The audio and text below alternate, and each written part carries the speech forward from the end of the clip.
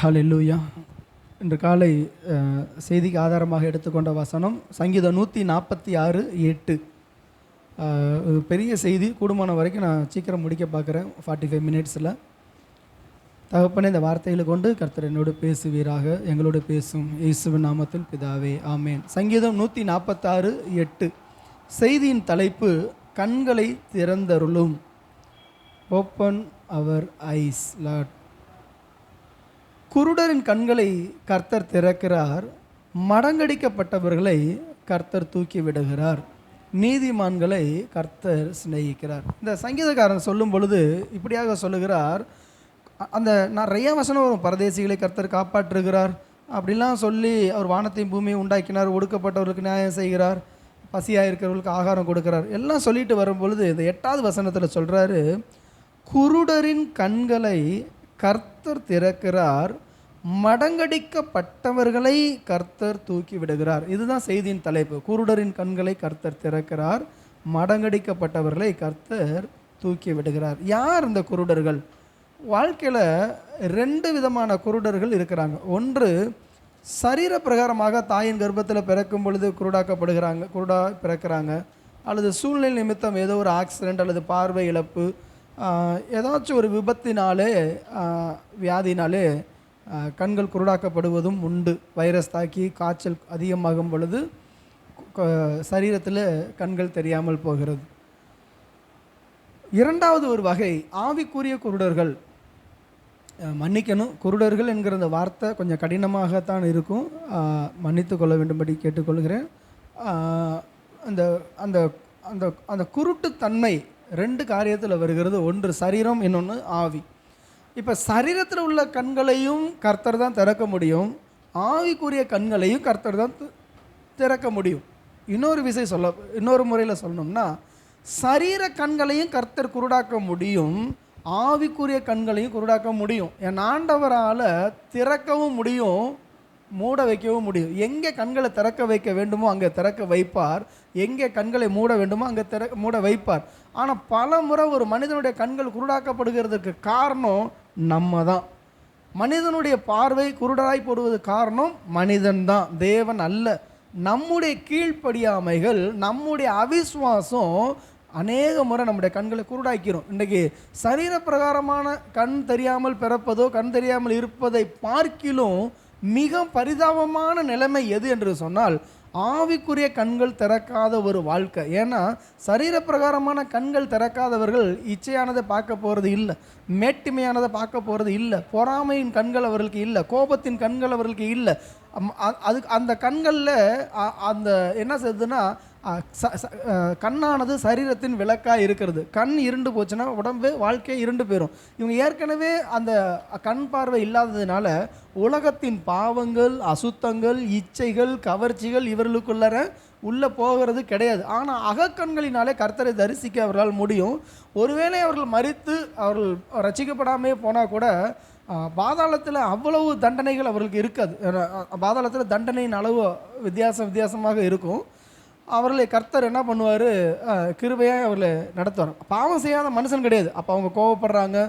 நீங்கள் கண் தெரியாதவர்களை ரோட்டில் நீங்கள் பார்த்தீங்கன்னா அவங்க தர்மம் வாங்கிட்டு இருப்பாங்க, பிச்சை எடுத்துக்கிட்டு இருப்பாங்க, ஆனால் சிகரெட்டு ஊதுவாங்க, கெட்ட வார்த்தைகள் பேசுவாங்க, அசுத்தமான காரியங்களில் ஈடுபடுவாங்க, எல்லாமே உண்டு.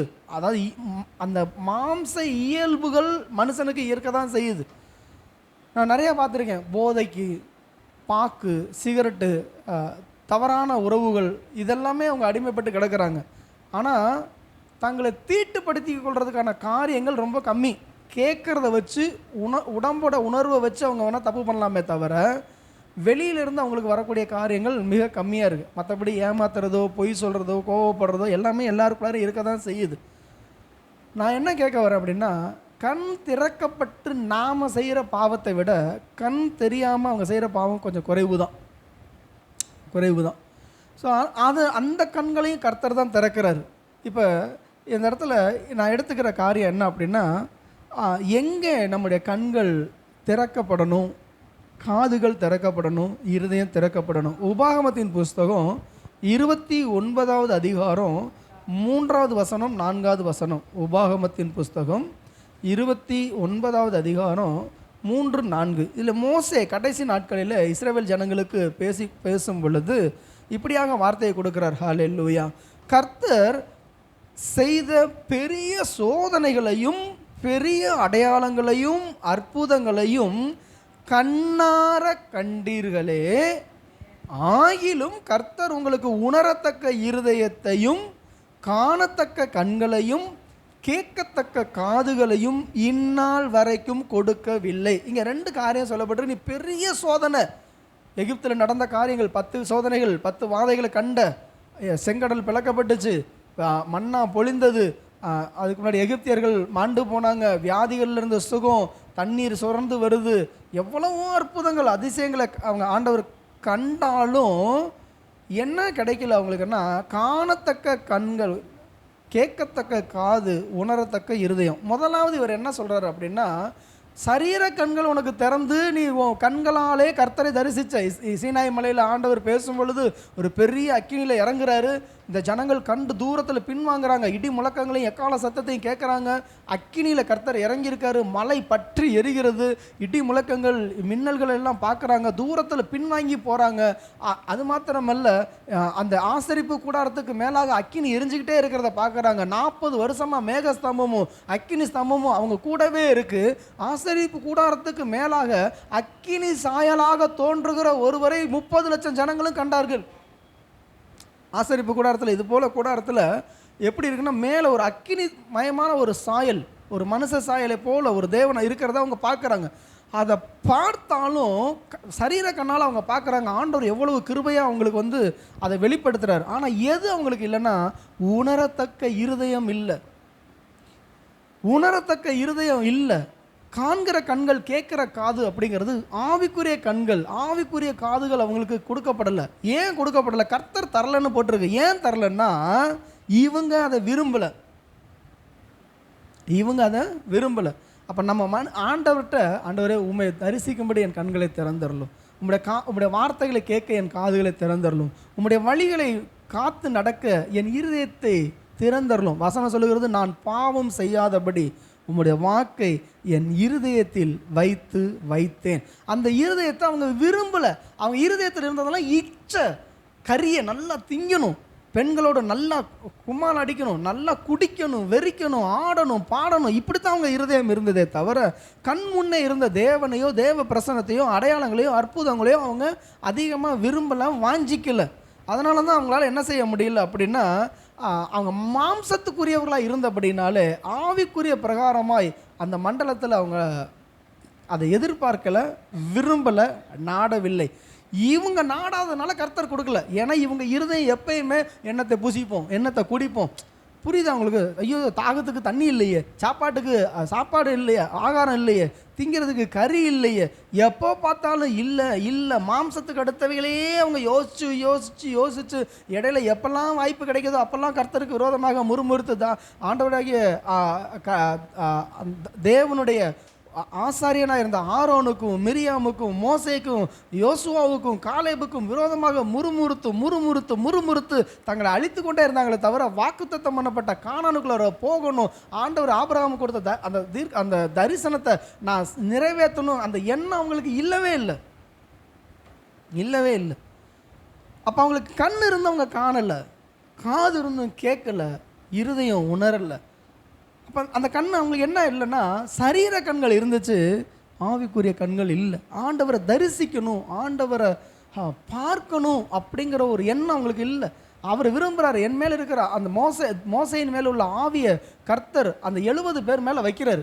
அந்த மேதாத்தும் பில்தாத்தும் அந்த இதில் இருக்கிறாங்க. எங்கன்னா பேர் வழியில் எழுதப்பட்டும் கூடாரத்தில் தங்கியிருக்கிறாங்க. அப்போ அவங்க 68 பேர் ஆசரிப்பு கூடாரத்துக்கு வந்துட்டாங்க. அந்த 2 பேர் தங்கள் கூடாரத்தில் இருந்தாங்க. ஆனாலும் ஆவியானவர் அங்கே பொழிந்தருளும் பொழுது யோசுவா சொல்கிறார், ஆண்டவரே அவர்களை தடை பண்ணும் என்று சொல்லும் பொழுது, இல்லை நீ எனக்காக வைராக்கியம் காட்டாத, கர்த்தர் 30 லட்சம் ஜனங்கள் மேலேயும் அவர் ஆவியை கொடுத்தா நல்லா இருக்கும். நான் இன்றைக்கி ஆண்டவரை தரிசிக்கிறேன். பாருங்கள், என்னாகமோ 12 ஆண்டவர் சொல்கிறாரு, என் தாசனாகிய மோசை அப்படிப்பட்டவன் அல்ல, அவன் என் வீட்டில் எங்கும் உண்மை உள்ளவன், அவனோட முகமுகமாக நான் பேசுகிறேன், பிரத்யட்சமாக நான் என்னோடய சாயலை காண்கிறான். நான் வந்து தரிசனத்தில் இல்லை, சொப்பனத்தில் இல்லை, நேருக்கு நேராக 1 to 1 நாங்கள் 2 பேரும் உட்காந்து சிநேகிதனோடு கர்த்தர் பேசுவது போல் அவர் பேசினார். இந்த உறவை தான் கர்த்தர் விரும்புகிறார். இன்றைக்கி நாம் அதை தான் கேட்கணும் ஆண்டவர்கிட்ட. இப்போ ஆதியாகமம் 3:7 பார்க்கும் பொழுது, ஆதியாகமம் 3:7 வாசிங்க. ஆதியாகமம் 3:7 எந்த மேன்மைக்குள்ளாக இருந்தாங்க அப்படின்னா, ஆதாம் ஏவாளுக்குள்ளே இருந்த அந்த மேன்மை என்னன்னு புரிஞ்சோம்னா தெரியும். அப்பொழுது அவர்கள் இருவருடைய கண்களும் திறக்கப்பட்டது, அவர்கள் தாங்கள் நிர்வாணிகள் என்று அறிந்து அத்தியிலையை தைத்து தங்களுக்கு அரை கச்சைகளை உண்டு பண்ணினார்கள். இப்போ இதுக்கு முன்னாடி கண்ணு தெரியலையானா தெரிஞ்சிச்சு. அவங்க ஆடு மாடுகளை பார்த்தாங்க, மரம் செடிகளை பார்த்தாங்க, சூரிய சந்திரனை பார்த்தாங்க, ஆண்டவரை பார்த்தாங்க, சர்ப்பத்தை பார்த்தாங்க, விளக்கப்பட்ட கனியை பார்த்தாங்க, ஜீவ விருட்சத்தின் கனியை பார்த்தாங்க. எல்லாத்தையும் அவங்க பார்க்குறாங்க, கேட்குறாங்க, எல்லாம் ஆவிக்குரிய பிரகாரமாக இருக்குது. ஆனால் 6வது வசனத்தில் எப்பொழுது திறக்கப்பட்டுச்சுன்னா, 6வது வசனம் சொல்லப்பட்டிருக்கு, அப்பொழுது ஸ்திரீயானவள் அந்த விருட்சம் புசிப்புக்கு நல்லதும் பார்வைக்கு இன்பமும் புத்தியை தெளிவிக்கிறதுக்கு இச்சிக்கப்படத்தக்க விருட்சமுமாக இருக்கிறது என்று கண்டு அதன் கனியை பறித்து புசித்து தன் புருஷனுக்கும் கொடுத்தால் அவனும் புசித்தான். எவ்வளோ சாத்தான் வஞ்சித்துட்ட ஒரு நேரம். தேவனோடு சஞ்சரிக்க வேண்டியவ, கணவனோடு இருக்க வேண்டியவ கணவனை விட்டு பிரிஞ்சிருந்தா, கர்த்தருடைய குரலை கேட்க வேண்டியவ சாத்தானோடு பேச ஆரம்பித்தா, சாத்தானுடைய குரலை கேட்டா, அதை இச்சித்தாள். சாத்தான் வஞ்சித்தான், இச்சித்தாள். அவள் அந்த இருதயத்தால் அந்த இச்சை உள்ளே வந்துருச்சு. அந்த கனியை, அந்த கீழ்ப்படியாத காரியத்தை அவங்க செஞ்சதுனால அந்த கனியை புசிக்கும் பொழுது 2 பேருடைய கண்கள் திறக்கப்பட்டது. இப்போ திறக்கப்பட்டது என்னன்னா, சரீர கண்கள் திறக்கப்பட்டது. அவன் கண் திறந்த உடனே அவன் எதை பார்த்தான்னா, நிர்வாணத்தை பார்த்தான். அது வரைக்கும் 2 பேரோட நிர்வாணம் மறைக்கப்பட்டுச்சு. அந்த ஒளி, கர்த்தருடைய மகிமை அவங்க மேலே ஒரு ஆடையாக இருந்துச்சு. அவங்க ஃப்ளஷில் தான் இருந்தாங்க, மாம்ச சரீரத்தில் தான் இருந்தாங்க. ஆனால் அவங்க முகத்தை மட்டும்தான் அவங்க பார்த்துருப்பாங்க. அந்த சரீரத்தின் அந்தரங்க உறுப்புகளெல்லாம் அவங்க பார்த்துருக்க மாட்டாங்க. அவங்க அந்த மகிமையில் இருந்ததுனால அவங்களுக்குள்ள ஒரு பாவ சிந்தனையே இல்லை, அவங்களுக்குள்ள ஒரு இச்சை என்பதே கிடையாது. 2 பேரும் ஒரு குழந்தைகளை போல, இந்த 1 வயசு குழந்தைங்க எப்படி துணி போடலன்னா கூட அவங்களுக்கு வந்து ஒரு அசுத்தம் தெரியாது, பிள்ளைகளுக்கு வந்து ஆபாசம் இருக்காது. 2 ரோட்டில் விளையாண்டுட்டு இருக்கிறது போல் அவங்க 2 பேரும் அவ்வளோ ஒரு குழந்தை மனசோடு தேவனோடு நடந்து கொண்டிருந்தாங்க. அந்த கனியை புசித்த பிறகு தான் என்ன நடந்துச்சு அப்படின்னா, முதல்ல அவங்க இழந்தது, அவங்க அனுபவிச்சுட்டு இருந்த தேவ பிரசன்னம் அவங்கள விட்டு போச்சு. அந்த கனியை புசித்த உடனே அவங்க மேலே இருக்கிற மகிமை அவங்கள விட்டு போயிருச்சு, அவங்க மேலே இருக்கக்கூடிய ஜீவன் போயிருச்சு, அவங்க மேலே இருக்கக்கூடிய அந்த அபிஷேகம் போயிருச்சு. அப்படியே பலட்சியமாகி வெறுமையாக்கிட்டாங்க. வெறுமையாகி இப்போ பார்க்குறாங்க, எல்லாத்தையும் இழந்து நிற்கிறாங்க. அப்படியே எம்டியாக நிற்குது. கரண்ட்டு போன ஃபேன் போல் அப்படியே லைட் பல்பு ஃபியூஸ் போயிடுச்சுன்னா எப்படி இருக்குமோ அந்த மாதிரி எல்லாம் போயிடுச்சு. இப்போ பார்த்தா 2 பேரும் நேக்கடாக இருக்காங்க. ஐயோ, ஓடி போய் என்ன பண்ணுறாங்க, இந்த சரீரத்தை மூட பார்க்குறாங்க. ஆனாலும் பிரயாசப்படுறாங்க, முடியல. அது ஆவிக்குரிய அலங்காரம் போயிருச்சே, ஆவிக்குரிய நிர்வாணம் எனக்கு வந்துருச்சு, என் மகிமை என்னை விட்டு போயிருச்சே, தேவ கிருபை என்னை விட்டு போயிருச்சே, தேவ பிரசன்னத்தை இழந்துட்டேனே, அந்த வல்லமை, அந்த அக்கினி, அந்த மகிமையை நான் இழந்துட்டேனே அப்படிங்கிற அதை தேடி அவங்க ஓடலை. முதல்ல அவங்க எதை மறைச்சாங்க அப்படின்னா, மாம்சிக ரீதியான ஒரு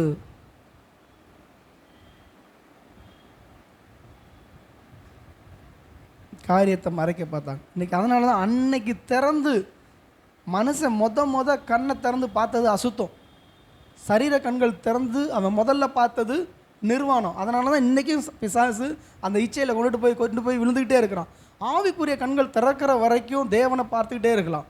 ஆவிக்குரிய கண்கள் குருடாக்கப்பட்டுருச்சு அப்படின்னா மாம்சத்தை தான் மனுஷன் தேடி போவான், மாம்சத்தை தான் அவன் விரும்புவான். அதனால தான் தேவன் எப்பொழுதுமே என்ன பண்ணுறார், வசனம் சொல்லுகிறது, ஆவி மாம்சத்துக்கு விரோதமாகவும் மாம்சம் ஆவிக்கு விரோதமாகவும் விச்சிக்கிறது, இது ஒன்று செய்யாதபடிக்கு உன்னோடு ஒன்றா போராடிட்டு இருக்குன்னு சொல்லி நம்ம பார்க்கிறோம். அப்போ என்ன நம்ம பண்ணணும்னா, இந்த மாம்சிய கண்கள் திறந்திருந்தாலும் ஆண்டவரே ஆவிக்குரிய கண்களை திறந்தருளும். ஆதாம் ஏவாள் அன்னைக்கு அவங்க ஒப்புரவாயிருந்தாங்கன்னா, கதறிட்டாங்கன்னா, ஆண்டவர்கிட்ட நிச்சயமாக அவங்க சரண்டர் அடிச்சிட்டாங்கன்னா ரொம்ப நல்லா இருந்திருக்கும். பாருங்கள், இன்றைக்கி இந்த சந்ததி இன்றைக்கி கிட்டத்தட்ட 850 கோடி ஜனங்கள் இருக்காங்க உலகத்தில். அந்த ஆதாம் ஏவாள் பாவத்துக்கு உட்பட்ட பிறகு சந்ததி பிறந்துச்சு. பாவத்துக்கு உட்படாத கீழ்ப்படுகிறதுக்கு முன்னாடி சந்ததி பிறக்கலை. அந்த கனியை புசித்த பிறகு பாவம் உள்ளே பிரவேசிச்சிச்சு, மரணம் உள்ளே பிரவேசிச்சிச்சு, அசுத்தங்கள் உள்ளே பிரவேசிக்க ஆரம்பிச்சிச்சு. மாம்சிய அதாவது பாருங்கள், எபேசியரில் 5ஆம் அதிகாரத்தில் பார்க்கும்பொழுது 2 காரியம் டிஃப்ரெண்ட்டாக சொல்லியிருப்பாங்க. மாம்சத்தின் கிரியைகள் வெளியரங்கமாக இருக்கிறது, ஆவியின் கனி. ஆவிக்குரிய காரியம் கனி. அந்த கனியை கண்ணால் காண முடியாது. அன்பு, சந்தோஷம், சமாதானம்லாம் கண்ணால் காண முடியாது, அதெல்லாம் நமக்குள்ளே இருக்கக்கூடியது. ஆனால் விபச்சாரம், வேசித்தனம், அசுத்தம்லாம் செயல்களில் காணப்படுகிறது. அதனால தான் மாம்சத்தின் கிரியை, ஆவியின் கனி அப்படின்னு சொல்லப்பட்டிருக்கு. ஆதாம் ஏவாள் இழந்தது ஆவியின் கனியை இழந்து மாம்சத்தின் கிரியையை அவங்க வாழ்க்கை தொடங்கும் பொழுதே மாம்சத்தில் அவங்க ஆரம்பித்தாங்க. அதன் பிறகு பிறக்கிற பிள்ளைகள் அதே மாம்ச காரியங்களில் ஈடுபடுறாங்க. அதனால தான் இன்றைக்கி ஏன் ஜனங்கள் கேட்குறாங்க, கடவுள் தானே நம்மளை படைச்சாரு, ஏன் இச்சையோடும் கோபத்தோடும் வெறுப்போடும் கசப்போடும் படைச்சாரு? அவர் கொலை செய்ய கற்றுக் கொடுக்கல, அவர் விபச்சாரம் செய்ய கற்றுக் கொடுக்கல, அவர் பொய் சொல்ல கற்றுக் கொடுக்கல. இதோ தேவன் மனுஷனை செம்மையானவனாக உண்டாக்கினார், அவனோ அநேக உபாய தந்திரங்களை தெரிந்து கொண்டான். கர்த்தர் படைக்கும் பொழுது செம்மையானவனாக தான் படைச்சார். அவன் தேடிக்கிட்டது தப்பு, பாவம், அசுத்தம். இதைத்தான் கர்த்தர் மாற்ற விரும்புகிறார். இன்றைக்கி 2 காரியம் இருக்குது. ஆதாம் ஏவாள் மாம்சத்துக்குரியவர்களான பிறகு, பாவம் செய்த பிறகு, அவங்க ஆவிக்குரிய குருட்டாட்டம் பிடித்த பிறகு அவங்க மனித இனம் தோன்றினபடியினால இந்த மனித இனம் மகிமையை, மகத்துவத்தை அறியாத குருடர்களாக பிறக்க ஆரம்பித்தாங்க. ஆண்டவர் மோசைகிட்ட சொல்கிறார், நான் திக்குவாயும் மந்தனாவும் உள்ளவனாக இருக்கிறன்றப்ப குருடனையும் செவிடனையும் முடவனையும் உண்டாக்கினது நான் தான் அப்படிங்கிறார். அப்போ அவர் படைக்கும் பொழுது ஆதாம குருடனாக படைக்கலை, ஏவாளை நொண்டியாக படைக்கலை. தப்பாக எடுத்துக்காதீங்க. ஊனத்தை பற்றி நான் சொல்கிறேன். சரீர பிரகாரமான ஊனம் தேவனால் உண்டானது அல்ல, அது மனுஷன் செய்த பாவத்து நிமித்தம் வந்தது, பிசாசினுடைய இன்டர்ஃபரன்ஸ்னால வந்தது. ஆனால் படைக்கப்பட்டது எல்லாத்தையும் கர்த்தர் தன் பேரில் எடுத்துக்கிறார். அப்போ ஆதாமுடைய மீறுதல் நிமித்தம் இந்த உலகத்துக்கு வியாதி வந்தாலும், ஆதாமுடைய மீறுதல்கள் நிமித்தம் இந்த குறைவுகள் வந்திருந்தாலும், அதையும் அவர் என்ன நினச்சிக்கிறாருன்னா, நான் தான் படைச்சிக்கிற தன் பேரில் அதை எடுத்துக்கிறார். கர்த்தர் பர்பஸ்ஃபுல்லாக ஒருத்தனை என்ன பண்ணிட மாட்டார், ஊமையனாகவோ அப்படிலாம் படைக்கவே மாட்டார். ஆனால் நம்முடைய கீழ்ப்படியாமை, நம்முடைய மீறுதல்கள் இன்றைக்கி குடும்பத்தில் பிரச்சனையை உண்டு பண்ணுது. பாருங்கள், ஒரு நேற்று ஊழியத்துக்கு போகும்பொழுது ஒரு காரியத்தை கேட்ட ஒரு தேவ மனுஷனோடு நான் பேசிகிட்டு இருக்கிறப்ப அவர் சொன்னார், ஒரு சமயம் ஒரு அவரோட ஒர்க் பண்ணுறவர் ஒரு திருமணம் செஞ்சார். அந்த திருமணம் செஞ்சு தலை தீபாவளிக்கு வீட்டுக்கு போகும்பொழுது முதல்ல என்ன பண்ணியிருக்காரு, இவர் தாய் வீடு ஒரு பக்கம், இவருடைய பிறந்த ஊர் ஒரு பக்கம், திருமணம் செஞ்சது இன்னொரு ஏரியா, வேலை செய்கிறது இன்னொரு பக்கம். இப்போ ஒர்க் பண்ணிகிட்டு இருக்கும் பொழுது கணவன் மனைவியாக என்ன பண்ணாங்க, முதல் தீபாவளிக்கு இவர் என்ன பண்ணிக்க, முதல்ல தன்னுடைய வீட்டுக்கு போயிட்டு மாமியார் வீட்டுக்கு போயிருக்காரு. தலை தீபாவளிக்கு எல்லோரும் மாமியார் வீட்டுக்கு போவாங்க இல்லையா? இவர் என்ன பண்ணியிருக்காரு, ஊருக்கு போகும்பொழுது பக்கம் தான் அந்த ஏரியா, ஸ்டேட் விட்டு ஸ்டேட்டு போகணும். இந்த ஸ்டேட்லேருந்து அந்த ஸ்டேட்டுக்கு போய் தன் வீட்டுக்கு போயிட்டு அதுக்கப்புறம் மனைவியை கூட்டிகிட்டு அங்கே மாமியார் வீட்டுக்கு போயிருக்காரு. உடனே பயங்கர பிரச்சனை ஆகி, நீ எப்படி இந்த தீபாவளிக்கு தலை தீபாவளி வீட்டுக்கு போயிட்டு என் வீட்டுக்கு வரலான்னு மாமனார் ஒரே சண்டை. இவர் எவ்வளவோ சொல்லி பார்த்துருக்காரு, நாங்கள் பக்கத்துலேருந்து வரல, வெளி மாநிலத்திலேருந்து நாங்கள் வந்திருக்கிறோம், நாங்கள் இங்கே தானே இருக்க போகிறோம், எங்கள் அம்மா அப்பாவை பார்த்துட்டு வந்துட்டேன்னு எவ்வளவோ சொல்லி பார்த்தாலும் அவர் கேட்கல. கடைசியில் தீபாவளிலாம் முடிஞ்சிச்சு, நீ ஊருக்கு போ, மகன் இங்கே இருக்கட்டும் அப்படின்னு சொல்லி அனுப்பி விட்டார். இவர் ஒய்ஃபை விட்டுட்டு வந்துட்டார் அம்மா வீட்டில், அதாவது இவருடைய மாமியார் வீட்டில். கொஞ்ச நாள் கழிச்சு, இது நான் சொல்கிறது 40 வருஷத்துக்கு முன்னாடி நடந்தது.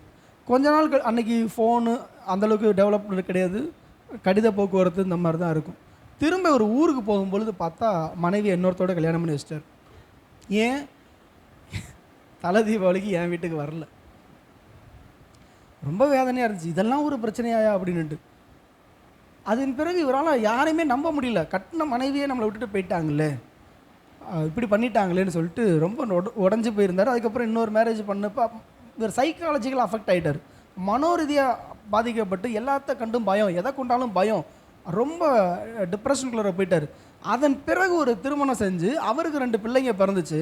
இவர் இந்த மனோரீதியாக பாதிக்கப்பட்ட பிறகு, நல்லா இருந்த மனுஷன் தன்னுடைய மனைவியை ஏமாற்றி இன்னொருத்தருக்கு கொடுத்துட்டாங்க, ஒரு சாதாரண ஒரு ஒரு அற்ப காரியத்துக்கு இப்படி பண்ணிட்டாங்களேன்னு சொல்லி மன ரீதியாக அவர் உடஞ்சிட்டார். உடஞ்சதுக்கு அப்புறம் திரும்ப ஒரு கல்யாணம் நடந்துச்சு, அவருக்கு பிறந்த 2 பிள்ளைகளும் மன ரீதியாக பாதிக்கப்பட்டுருச்சு. இப்போ உங்களுக்கு புரியும், ஆதாம் ஏவாள் பாவத்து செய்கிறதுக்கு முன்னாடி ஒரு சந்ததி பிறந்திருந்துச்சுன்னா அது பரிசுத்தமான சந்ததியாக வந்திருந்திருக்கும். ஆதாம் ஏவாள் பாவத்துக்கு உட்பட்ட பிறகு சந்ததி வந்ததுனால தான் இன்றைக்கி நீங்களும் நானும் இதே போல் ஒரு வியாதியில், பலகீனத்தில், குருட்டாட்டத்தில் தேவன் அற்றவர்களாக நாம் இருக்கிறோம். ஆனால் இப்படியே அது இருக்கலாமா? இப்படியே இருக்கலாமானா இல்லை. இயேசு கிறிஸ்து அதற்காகத்தான் வந்தார். ஏசாயா 42வது அதிகாரம் 6வது வசனம் 7வது வசனம். ஏசாயா 42வது அதிகாரம் 6வது வசனமும் 7வது வசனமும் இயேசு கிறிஸ்துவனுடைய ஊழியத்தை குறித்து அங்கே சொல்லப்பட்டிருக்கு. நீர்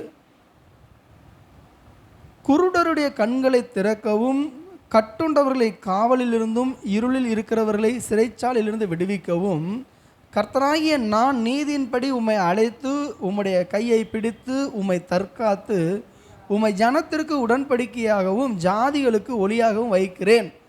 அப்போ என்ன சொல்லப்பட்டிருக்கு அப்படின்னா, இயேசு கிறிஸ்துவனுடைய ஊழியத்தை குறித்து சொல்லப்பட்டிருக்கு. இதை அந்த அதிகாரத்தை நீங்கள் படித்து பாருங்கள், ஆரம்பத்திலேருந்து தெரியும். அப்போ அவர் செய்யக்கூடிய காரியங்கள் என்னென்னா, மிக முக்கியமான 3 காரியம். நீர் குருடருடைய கண்களை திறக்கணும். முதல் காரியம் குருடருடைய கண்கள் திறக்கப்படணும். 2வது கட்டுண்டவர்களை காவலிலிருந்து விடுதலை ஆக்கணும். இருளில் இருக்கிறவர்களை சிறைச்சாலையிலிருந்து விடுவிக்க வேண்டும். இதற்காகத்தான் ஆண்டவராக இயேசு கிறிஸ்து இந்த உலகத்திற்கு அனுப்பப்பட்டார். இயேசு அப்படியே அந்த ஊழியத்தை அவர் செஞ்சார். ஆனால் இயேசு கிறிஸ்துவனுடைய ஊழியம் அதோடு முடிஞ்சு போகலை. இன்றைக்கும் அந்த ஊழியம் நடக்கிறது. உங்களை கொண்டும் என்னை கொண்டும் கர்த்தர் குருடருடைய கண்களை திறக்க, கட்டுண்டவர்களை விடுதலையாக்க, இருளில் இருக்கிறவர்களை சிறைச்சாலிருந்து விடுவிக்க கர்த்தர் தெரிந்து கொண்டார். அல்லேலூயா, அல்லேலூயா. சத்தம் காணாமே.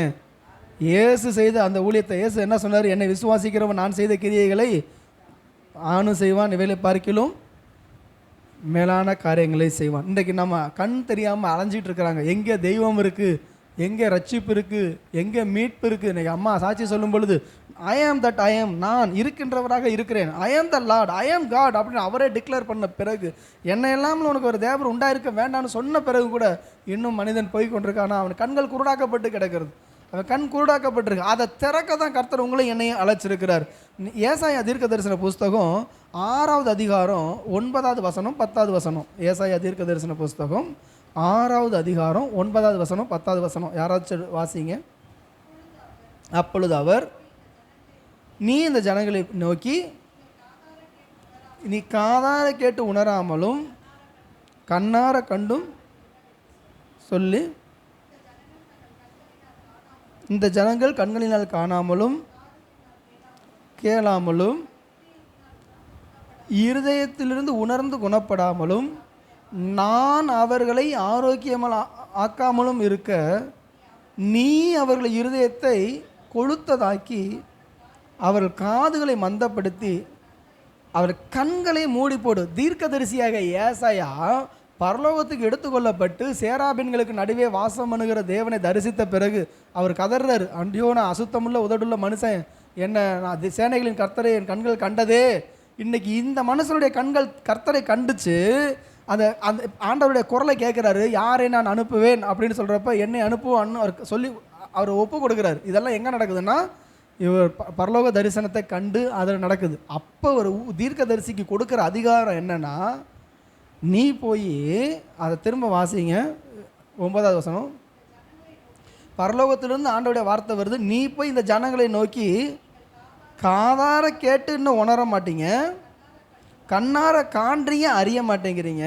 இந்த ஜனங்கள் தங்கள் கண்களால் காணாமலும் காதுகளால் கேளாமலும் தங்கள் இருதயத்தில் உணர்ந்து குணப்படாமலும் நான் அவர்களை ஆரோக்கியமாக்காமலும் இருக்க, நீ அவர்கள் இருதயத்தை கொளுத்ததாக்கி அவருடைய காதுகளை மந்தப்படுத்தி அவள் கண்களை மூடி போடு. உங்களுக்கு கொஞ்சம் சிம்பிளாக சொல்லணும்னா, தீர்க்கதரிசிக்கு கொடுக்குற அதிகாரம், நீ போய் குருடன் ஆக்கிரு, நீ போய் செவிடர் ஆக்கிரு, நீ போய் இருதயத்தை மந்தமாக்கிரு.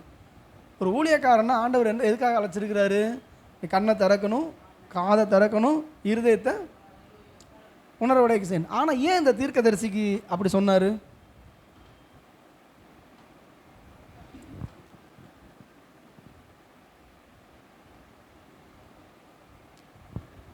ஏன் அப்படி சொல்லணும்? ஜனங்களுடைய அவிசுவாசம், ஜனங்களுடைய கீழ்ப்படியாமல் பொறுத்து பார்க்குறாரு.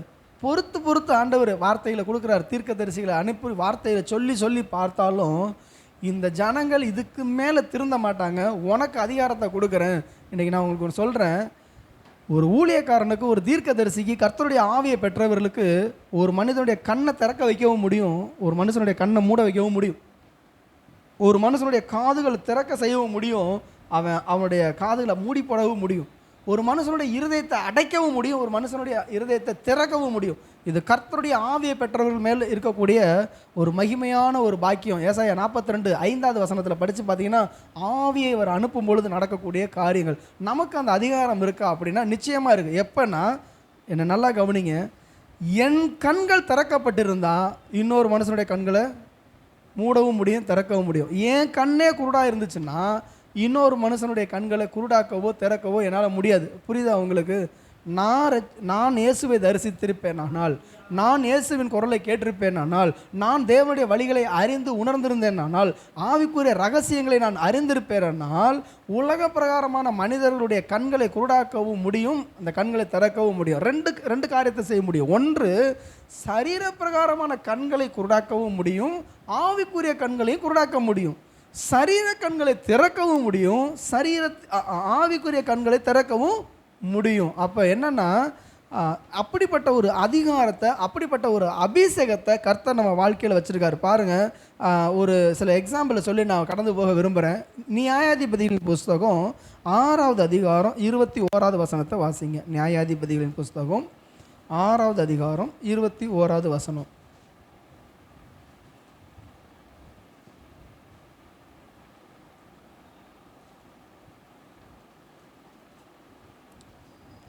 மன்னிக்கணும், 16ஆம் அதிகாரம்,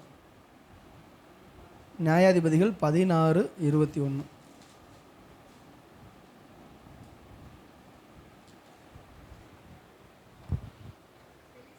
ஆ ஆ ஆ ம்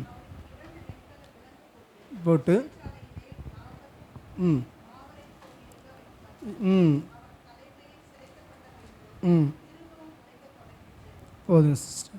இப்போ என்ன பாருங்கள், ரொம்ப வேதனையான ஒரு காரியம். இந்த பெலிஸ்தர்கள் அவனை பிடித்தாங்க. யார் அவன்? சிம்சோன். பிடிச்ச உடனே அவன் முதல்ல என்ன பண்ணாங்க தெரியுமா? கண்ணை பிடிங்கிட்டாங்க. இன்றைக்கி பிசாசு கையில் மாட்டினோன்னா அவன் செய்கிற ஒரு வேலை என்னென்னா, கண்ணை பிடிங்கிடுவான். இந்த சிம்சோனை குறித்து பார்க்கும் பொழுது நீங்கள் 14ஆம் அதிகாரத்துலேருந்து நீங்கள் படித்து பார்த்தீங்கன்னா, அவங்க அப்பா பேர் மனோவா, அவங்க மனைவி, அவங்க வயலில் வேலை செஞ்சிட்ருக்கிறப்ப கர்த்தருடைய தூதன் பெலிஸ்தர்கள் கையில் இஸ்ரவேல் ஜனங்கள் அடிமைப்பட்டு கிடந்த காலத்தில் ஜனங்கள் தேவனை நோக்கி முறையிட்டு கொண்டிருந்தாங்க. இந்த சிம்சோன் தான் இஸ்ரவேலில் ஏற்பட்ட கடைசி நியாயாதிபதி, அதாவது சாமுவேலுக்கு முன்னாடி ஏற்பட்ட நியாயாதிபதி. இந்த சிம்சோனை குறித்து அவன் பிறப்பதற்கு முன்பதாகவே தேவன் அவங்க தாயிடமும் தகப்பனிடமும் 2 விசை தரிசனமாகி, ஒரு பிள்ளையை எப்படி பிறப்பான், அவன் எப்படி வளருவான், அவன் நசரனையாக இருப்பான், திராட்சை ரசம் ஒன்றும் நீ உன் வயிற்றில் இருக்கும் பொழுதே இனிமேல் பிள்ளையை கொடுக்க போகிறேன், அதனால் நீ இப்பொழுதே திராட்சை பழமோ திராட்சை ரசமோ திராட்சைக்கு சம்மந்தப்பட்ட எதையுமே நீ சாப்பிடக்கூடாது, அவன் தேவனுக்கென்று நசரேயனாக இருப்பான், அவன் தலையில் சவரகன் கத்தி படக்கூடாது, அவனை பிரதிஷ்டை பண்ணப்பட்டவன், அவன் இஸ்ரவேலை பெலிஸ்தருடைய கைக்கு நீங்களாக்கி அவனை தப்பிப்பான், ரட்சிப்பான் அப்படின்னு சொல்லி அவனை வளர்க்கும்படி கொடுக்குறாங்க. இப்படி வளர்றவன் அவனுடைய அழைப்பு என்ன? இஸ்ரவேல் ஜனங்களை விடுவிக்க வேண்டும், பெலிஸ்தர் கையிலிருந்து ரட்சிக்க வேண்டும், கர்த்தருக்காக வைராக்கியமாக வாழ வேண்டும். ஆனால் அவன் என்ன செஞ்சான் அப்படின்னு சொன்னால், அவன் வளர்ந்து வர்ற காலத்தில் இவனுக்கு எல்லாமே தெரியும். சிம்சோனுக்கு சொல்லி சொல்லி தான் வளர்த்தாங்க. ஆனால் வளர்ந்து வர்ற காலத்தில் அந்த சிம்சோன் என்ன செஞ்சிட்டா, தன்னுடைய சரீர பலத்தை பார்த்தான், தனக்குள் இருக்கிற தேவ ஆவியை அவன் மறந்து போனான். தன்னுடைய அழைப்பு என்ன, தன்னுடைய மேன்மை என்ன, என்னுடைய பொறுப்பு என்ன. இன்றைக்கி உங்களுக்கு எனக்கு ஒரு அழைப்பு இருக்குது. இந்த தேசத்தில் நம்ம தான் ரட்சகர், அதாவது ரட்சகராக இல்லை, ஒரு காவல்காரராய், ஜாமக்காரராய், ஜப வீரர்களாக, ஜப வீராங்கனைகளாக ஜனங்களை ரட்சிப்புகளை நடத்துவதற்கு, ஜனங்களை வெளிச்சத்துக்கு கொண்டு வருவதற்கு கர்த்தர் உங்களை என்னையும் ஊழியக்காரையாக ஏற்படுத்தியிருக்கிறார். ஆனால் இது தெரியாமல், இதை அறிய விடாமல் சாத்தான் என்ன பண்ணுவான்னா, உலகத்தின் காரியங்களை கொண்டு வந்து கொடுத்து அவங்கள ஜெபிக்க விட மாட்டான், வளர விட மாட்டான், ஊழியம் செய்ய விட மாட்டான், பரிசுத்தமாக இருக்க விட மாட்டான். நீங்கள் சண்டே சர்வீஸுக்கு போனால் போதும், அல்லது போனாலும் சரி போகலனாலும் சரி வீட்டில் இருந்தே பாரு, இப்படியே சொல்லி சொல்லி அவனை அந்த ஜனங்களை வந்துச்சு, அந்த கண்களை குருடாக்கி வச்சுருவான். இப்போ இவன் வளர்ந்து வர்ற காலத்தில் நீங்கள் வீட்டில் போய் தியானிங்க, எல்லாமே நேரம் இல்லை. அவன் வளர்ந்து வர்ற காலத்தில் என்ன பண்ணிட்டான், அவன் செஞ்ச பராக்கிரமமான காரியங்கள், சிங்கத்தை பிடிச்சு கிழிச்சான், அந்த எடுத்து அந்த தேன் எடுத்து சாப்பிட்றான், அந்த அந்த அந்த பெலிஸ்தருடைய ஸ்திரீகளில் ஒன்றை கண்டு அவன் என்ன பண்ணுறான், அதை தாய் தகப்பன்ட்ட போய் சொல்கிறான், எனக்கு பெலிஸ்தே ஸ்திரீ வேணும். இவங்க சொல்கிறாங்க, நமக்கும் அவங்களுக்கு ஆகாதுப்பா, நம்ம ஊரில் கல்யாணம் பண்ண. இல்லை அங்கே தான் போவேணும். ஃபஸ்ட்டு போனது அங்கே. அந்த ஸ்திரீயை வந்து என்ன பண்ணிடுவான், அவங்க மாமனார் வந்து இன்னொருத்தனுக்கு கொடுத்த உடனே இவனுக்கு கோவம் வந்து அந்த 300 நரியை பிடிச்சி வெள்ளாண்மையை அழிச்சிருவான். அதன் பிறகு பார்த்தீங்கன்னா 1000 பேரை தாடையில் கொன்று போடுவான். இதெல்லாம் நடந்து முடிஞ்சதுக்கு பிறகு ஒரு வேசியை கண்டு, 15ஆம் அதிகாரத்தில் படித்தீங்கன்னா காசாவில் ஒரு வேசியை கண்டு அவள் இடத்துல போவான். 4வது வசனத்தில் நீங்கள் படித்தீங்கன்னா தெளிலால் மேலே ஸ்நேகம் தான் இருப்பான். அப்போ 3 காரியம் இருக்குது. ஒன்று, அந்நிய ஸ்திரியை விவாகம் பண்ணி அவளோட வாழ்வான், அதுவும் கர்த்தர், அது நியாயப்பிரமாணத்தின்படி தப்பு. 2வது வேசித்தனம், கர்த்தருக்கு அருவருப்பானது, அதையும் அவன் செய்வான். 3வது திரும்ப பெலிஸ்தேய ஸ்திரீகள்கிட்டே போய் திருமணம் செய்யாமே வாழ்ந்துட்டு இருப்பான். அதாவது லிவிங் டுகெதர்னு சொல்லுவாங்களே, அந்த போல் வாழ்ந்துட்டு இருக்கிறான். இதையெல்லாம் செய்யும் பொழுது என்னன்னா, எத்தனை முறை பெலிஸ்தர்கள் அவன் மேலே வந்தாலும், சிம்சோனே உண்மையில் பெலிஸ்தர்கள் வந்து விட்டாங்கன்னே உடனே அவன் எந்திருப்பார். அவர் மேலே கயிறு தெரிச்சது போல், அந்த நூல்பட்ட நெருப்புப்பட்ட நூல் போல் கயிறு தெரிக்கும், கோட்டை வாசலை பிடிங்கிட்டு போவார், என்னென்னமோ பண்ணி பார்த்துருவார். ஸோ அந்த ஸ்ட்ரென்த்து மேலே அவர் நம்பிக்கை வச்சு கர்த்தரை அசட்டை பண்ணிடுவார். ஆனால் என்ன நடக்கும் அப்படின்னா, அவர் மாம்சத்தில் விழுந்து போயிடுவார். மாம்சீக காரியங்களில் என்னால் ஓரளவுக்கு தான் சொல்ல முடியும், அதில் அவர் விழுந்து போயிடுவார். ஆவிக்குரிய ஒரு மனுஷன் எப்போ செக்ஸுவல் சின்னுக்குள்ளாரவே அடிமைப்படுறானோ அது கர்த்தருக்கு அருவருப்பானது. திருமணம் செய்யாமல் இன்னொருத்தையோட சேர்ந்து வாழ்கிறது கர்த்தருக்கு அருவருப்பானது. அதில் விழுந்து போனதுக்கு பிறகு, அதுவும் அந்நிய ஸ்திரீ, இவனுக்குள்ளே இருக்கிறது ஆவியானவர், அந்த மகளுக்கு, அந்த பொம்பளைக்குள்ளே இருக்கிறது பொல்லாத ஆவி. அங்கே போய் ஸ்நேகமாக இருக்கிறப்ப கர்த்தருடைய ஆவியை துக்கப்படுத்திக்கிட்டே இருக்கும். ஒரு கட்டத்தில் கர்த்தருடைய ஆவி வெளியில் போயிடுவார். அப்போ அவன் என்ன பண்ணுவான், இவன் கேட்டுகிட்டே இருப்பான், பாருங்கள், திருடன் திருடவும் கொல்லவும் அழிக்கவும் என்று வேற ஒன்று இருக்கு, அவன் வரான். இவனோட பர்பஸ் என்னென்னா, நீ எவ்வளோ வேணாலும் என் உடம்பை எடுத்துக்க, ஆனால் நான் உன் உயிரை எடுப்பேன். இவன் மடியிலே கிடக்கிறான், சொல்லுவான் ரகசியம் என்ன, உன் ரகசியம் என்ன, எப்படி உன் பலன் இருக்குது, அப்படியே கேட்டு கேட்டு கேட்டு என்ன எதுக்காக அவனை கொல்லணும், அவனை கொல்லணும், அவனை கொல்லணும். அதுதான் அவளுடைய ஊழியம், அதுதான் பிசாசு ஏற்படுத்தின ஒரு ஸ்திரீ. இப்போ இவன் அபிஷேகம் பண்ணப்பட்டவன் அவனுக்கே தெரியுது, தெளிலால் என்ன கொல்ல போறா, பெலிஸ்தர்கள் என்ன கொல்ல போகிறாங்க, இனிமேல் இவன் மடியில் கிடக்கக்கூடாது, இதுக்கு மேலே இவன் உடம்பு எனக்கு தேவையில்லை, நான் எழுந்து என் ஊருக்கு போகிறேன்னு அவன் போயிருந்தானா தப்பிச்சிருந்துருப்பான். ஆனால் தொடர்ந்து அவன் மடியிலே கிடந்ததுனால அழைப்பை இழந்தான். சமீபத்தில் ஒரு வாலிப பையனை பார்த்தேன், அவன் நல்ல ஆவியில் நல்லா வளர்ந்தவன், நல்ல அபிஷேகத்தில் இருந்தான். ஆனால் அவனை கூப்பிட்டு வச்சு சொன்னடே, நீ ஒரு பாம்பு மடியில் படுத்து கிடக்கிறடா, உன்னை ஒரு பாம்பு சுற்றி கிடக்கடான்னு அவன் அப்படியே தலையை குனிஞ்சிட்டான். உங்களுக்கு புரியும்னு நினைக்கிறேன். ஒரு பெண் மேலே ஸ்நேகமாக இருக்கான், புறஜாதி, அந்த மலைப்பாம்பு உன்னை கடிச்சிருண்டா, நீ கர்த்தரை விட்டு தூரம் போயிட்டுருக்கிற, அபிஷேகத்தை இழந்துட்ட, அழைப்பை இழந்துட்டேன்னு குனிஞ்சிட்டான் தலையை. என்னால் முடியல, நான் என்ன பண்ணுறது, நீ விலகு, நீ விலகு. இங்கே நிறைய வாலிபர்களை இந்த பாம்பு பிடிக்குது, நிறைய ஊழியக்காரனை, நிறைய சகோதர சகோதரிகளை இந்த சர்ப்பம் பிடிக்குது, இந்த விபச்சார ஆவி, வேசித்தன ஆவி பிடிக்குது, இச்சை அன்புங்கிற பேரில். அப்படியே நான் என் மேலே நேசமாக இருந்தால் உன்னோட ரகசியத்தை எனக்கு சொல்லு, உனக்கு என்ன ரகசியம் இருக்க கிடக்குது, அந்த ரகசியத்தை ஏன் சொல்லணும். இவன் சாகத்தக்கதாக ஆவி விசனப்பட்டுருச்சு. அப்போவே ஆண்டவர் போயிட்டார். அப்போ பிசாசு என்ன பண்ணுது, சிம்சோனை அப்படியே சாக அடிக்கணுன்னே இவன் இருதயத்துக்குள்ளார அந்த எண்ணம் வந்துடுச்சு, சரி நம்ம இறந்துடலாம். அழைப்பே மறந்துட்டான். எல்லா நியாயாதிபதியிலும் 40 வருஷம் இருப்பாங்க, அதுக்கு மேலேயும் கூட இருந்து அவங்க கர்த்தருக்காக ஊழியம் செஞ்சுருக்காங்க. ஆனால் இவன் 20 வருஷம் தான் நியாயம் விசாரிச்சிருப்பான். பாதி வயசுலேயே அவன் சாகணும்னு தன்னை அவன் இது பண்ணியிருந்தான். 40 வயசு கூட இல்லை, அதுக்குள்ளார அவன் வந்து மறிக்கிறதுக்கு தன்னை ஒப்பு கொடுத்ததுனால ஆவியானவர் போயிட்டார். இப்போ ஆவியானவர் போனதுக்கப்புறம் ஸ்டில் அவன் எங்கே இருக்கிறான்னா தெளிலால் மடியிலே கிடக்கிறான். அப்போ அவன் அந்த ரகசியத்தெல்லாம் சொன்ன பிறகு அந்த சடையெல்லாம் அறுத்து எடுத்துட்டாங்க. இப்போ எடுத்ததுக்கப்புறம் என்ன நடக்குது, இவன் என்ன அது எவ்வளோ ஒரு கொடுமை பாருங்கள். ஒருத்த மண்டையில் படுக்க வச்சு போட்டு சிறைக்கிறாங்கன்னா அவனுக்கு உணர்வு இல்லாமையாக இருக்கும். அந்த அளவுக்கு கனநித்திரையின் ஆவி அவனை பிடிச்சிச்சு, பிசாசுகள் அவனை ஆளுகை செய்ய ஆரம்பிச்சிருச்சு. அந்த ஜடை போன பிறகு சுத்தமாக பலமும் போயிடுச்சு. முன்னாடியே ஆவியானவர் போயிட்டார், அதுக்கப்புறம் அந்த ஸ்ட்ரென்த்தும் போயிடுச்சு. இப்போ ஸ்ட்ரென்த்து போனதுக்கு பிறகு இப்போ பெலிஸ்தர்கள் வந்துட்டாங்கன்னு சொன்ன உடனே இவன் நினச்சிக்கிட்டான், முன்னாடி போல் நான் எல்லாத்தையும் உடச்சிட்டு போயிடலான்னு பார்த்தா ஆவியானவர் போயிட்டாரு, பலம் போயிருச்சு, இவனுடைய எல்லா மேன்மைகளும் இழந்து போன உடனே இவனை எப்படி ஆக்கிட்டாங்கன்னா, ஒரு சிங்கம் மாதிரி இருந்தவனை ஒரு சின்ன ஆட்டுக்குட்டியை பிடிக்கிறது போல் பிடிச்சு அவன் கண்ணை குருடாக்கிட்டாங்க. இவன் ஏற்கனவே என் வாழ்க்கையில் என்னத்தை இழந்தானா, ஆவிக்குரிய கண்கள் குருடாக்கப்பட்டுச்சு, மாம்ச கண்கள் குருடாக்கப்பட்டுச்சு. இப்போ இவனை கொண்டு போய் எங்கே கொண்டு போகிறாங்கன்னா, மாவரைக்க விட்டுட்டாங்க. மாவரைக்க விட்டுட்டுருக்காங்க. இன்றைக்கி கிரைண்டர் கிடையாது. அன்றைக்கி பெரிய கல்லில் எல்லாருக்கும் ராஜா வீட்டு மாளிகை, ராஜாவுடைய பிலிஸ்தீன தேசத்தில் உள்ள உயர்ந்த ஜனங்களுக்காக மாவரைச்சிக்கிட்டு இருக்கிறான். அது மட்டும் இல்லை, ஒரு பெரிய மண்டபத்தை பிடிச்சு, அதாவது ஒரு அந்த இடத்துல தாகோன் அவங்க கோயில், அவங்க சாமியை கொண்டு வந்து வச்சிட்டான், விக்கிரகத்தை கொண்டு வந்து வச்சுட்டு அந்த மந்திரிகள், உயர்குலத்தில் இருக்கக்கூடிய ராஜஸ்திரீகள், பிரபுக்கள், மந்திரிமார்கள், மனைவிகள், வப்பாட்டிகள் எல்லாம் சேர்ந்து குடிச்சு என்ன பண்ணுறாங்கன்னா, தங்கள் தெய்வத்துக்கு முன்னாடி ஆடி பாடி மகிழ்ந்துட்டு இருக்கிறாங்க. இவனை குட்டிக்காரன் ஆடுறா, வேடிக்கை காட்டுறான், சர்க்கஸ் கோமாளி ஆக்கிட்டாங்க. ஒரு காலத்தில் இவனை பார்த்தா பயந்து நடுங்கிறவங்க இவன் கண்ணு குருடாக்கினது பிறகு இவன்கிட்ட பலமும் போயிருச்சு, ஆவியானவர் இல்லை, கண்ணும் இல்லை, சொந்த ஊர் கிடையாது, அந்நிய ஜனங்கள்கிட்ட அடிமைப்பட்டு கிடக்கிறவங்கள்ட்ட மாட்டிக்கிட்டான். இப்போ இவனால் என்ன, அவன் சொல்கிறதெல்லாம் செய்கிறான்.